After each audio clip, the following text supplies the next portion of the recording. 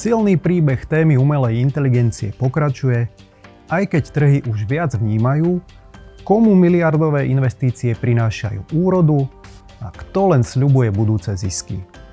Pri dnešných vysokých cenách technologických akcií sklamania prinášajú výraznejšie výkyvy na akciových trhoch.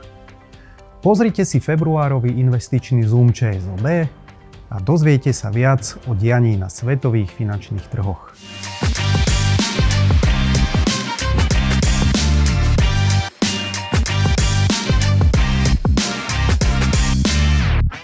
Akciové indexy stále ťahá téma umelej inteligencie, no príliš ambiciózne očakávania začínajú narážať na realitu. Úzka skupina víťazov drží tempo, zvyšok zaostáva. Kapitál sa už viac sústreďuje na firmy, ktoré vedia speňažiť investície do umelej inteligencie už dnes. Sľuby budúcich výnosov trhy vnímajú s obavami. Nová geopolitická realita zároveň oživuje obranný sektor a rozvíjajúce sa trhy.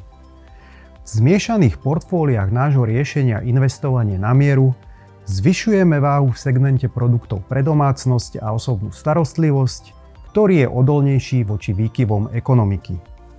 Po náraste politickej neistoty v USA znižujeme váhu akcií zo Severnej Ameriky a zvyšujeme váhu perspektívneho regiónu rozvíjajúcej sa Ázie. Vyššie americké clá sa už premietajú do cien výrobcov a môžu presakovať do cien v obchodoch.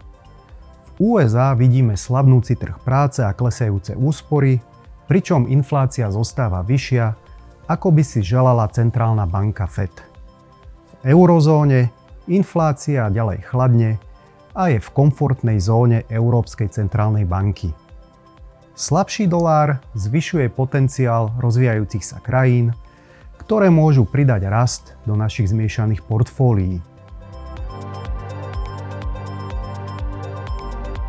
V eurozóne ďalšie znižovanie sadzieb tento rok nečakáme. Americký Fed medzitým drží sadzby. V našom scenári predpokladáme 2 zníženia v prvom polroku. Z tohto prostredia ťažia kvalitné dlhopisy s kratšou a strednou splatnosťou. Do našich zmiešaných portfólií prinášajú zaujímavý výnos a tlmia výkyvy akciovej zložky, najmä ak Fed bude uvoľňovať a ECB odpočívať.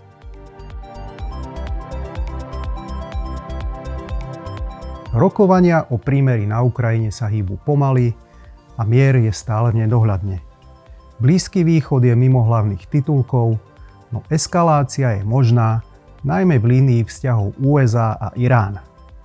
Americkú intervenciu vo Venezuele trhy prežili bez väčšej újmy. Vysoké ocenenie technologických akcií prináša riziko vyššej kolísavosti pri sklamaní z výsledkov. Trend umelej inteligencie však zostáva, no dvojciferné výnosy už budú skôr výnimkou než pravidlom.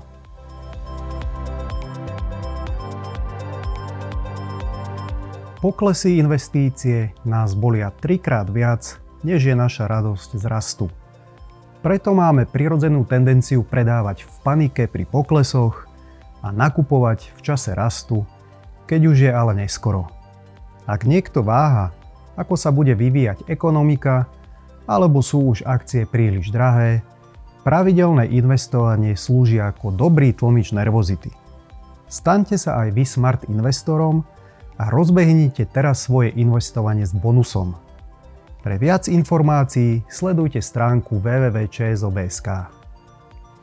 Finančné trhy sa menia rýchlo a dynamicky reagujú na množstvo faktorov. Vývoj ekonomiky, výsledky firiem, geopolitiku či nálady investorov.